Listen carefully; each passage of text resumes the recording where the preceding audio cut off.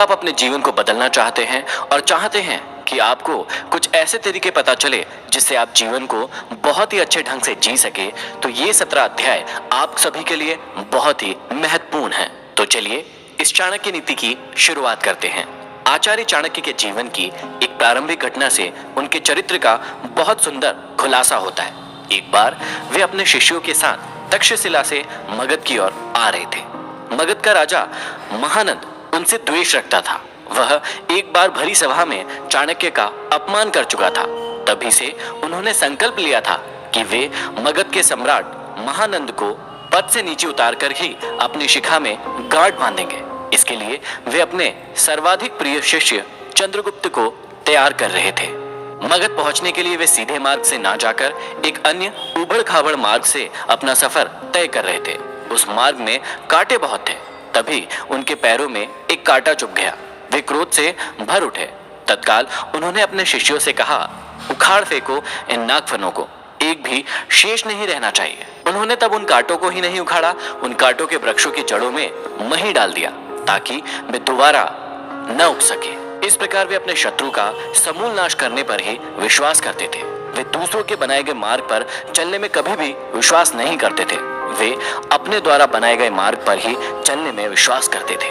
आशा करता हूँ इन अध्यायों को सुनने के बाद आप भी अपनी जिंदगी में अपने मार्ग खुद तैयार करें, अपने ऊपर विश्वास करें और अपनी जिंदगी में आगे बढ़ें। तो चलिए प्रारंभ करते हैं। प्रथम अध्याय में श्री चाणक्य श्री विष्णु भगवान को नमन करते हुए समझाते हैं कि राजनीति में कभी कभी कुछ कर्म ऐसे दिखाई पड़ते हैं जिन्हें देखकर सोचना पड़ता है कि यह उचित हुआ या अनुचित, परंतु जिस अनीतिकारी से भी जन कल्याण होता हो अथवा धर्म का पक्ष प्रबल होता हो तो उस अनैतिक कार्य को भी नीति सम्मत ही माना जाएगा। उदाहरण के रूप में महाभारत के युद्ध में युधिष्ठिर द्वारा अश्वत्थामा की मृत्यु का उद्घोष करना यद्यपि नीति विरुद्ध था, पर नीति कुशल योगीराज कृष्ण ने इसे उचित माना था, क्योंकि वे गुरु द्रोणाचार्य के विकट संहार से अपनी सेना को बचाना चाहते थे। आगे चाणक्य समझाते हैं कि मूर्ख छात्रों को पढ़ाने से, दुष्ट स्त्री के पालन पोषण से और दुखियों के साथ संबंध रखने से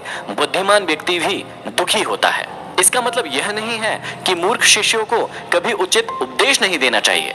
समझाने का तात्पर्य यह है कि पतित आचरण वाली स्त्री की संगति करना तथा दुखी मनुष्यों के साथ समागम करने से विद्वान तथा भले व्यक्ति को दुख ही उठाना पड़ता है। वास्तव में शिक्षा उसी इंसान को दी जानी चाहिए जो सुपात्र हो। जो व्यक्ति बताई गई बातों को ना समझे उसे परामर्श देने से कोई लाभ नहीं है। मूर्ख व्यक्ति को शिक्षा देकर अपना समय ही नष्ट किया जाता है। यदि बात दुखी व्यक्ति के साथ संबंध रखने की है तो दुखी व्यक्ति हर पल अपना ही रोना रोता रहता है। इससे विद्वान व्यक्ति की साधना और एकाग्रता भंग हो जाती है।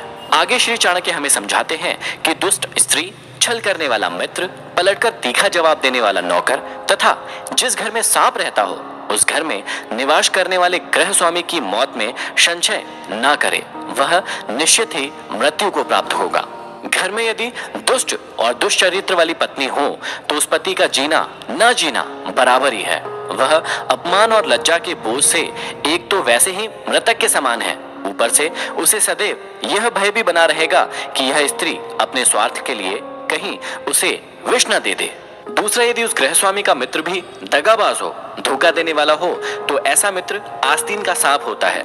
वह कभी भी अपने स्वार्थ के लिए उस गृह स्वामी को ऐसी स्थिति में डाल सकता है जिससे उबरना उसकी सामर्थ्य से बाहर की बात होती है। तीसरा, घर में यदि नौकर बदजुबान हो, बात बात में झगड़ा करने वाला हो, पलटकर तीखा जवाब देने वाला हो, तो समझ लेना चाहिए कि ऐसा नौकर निश्चित रूप से घर के भेद जानता है, और जो घर के भेद जान लेता है वह उसी तरह से घर बार का विनाश कर सकता है जैसे विभीषण ने घर में भेद करके रावण का विनाश करा दिया था।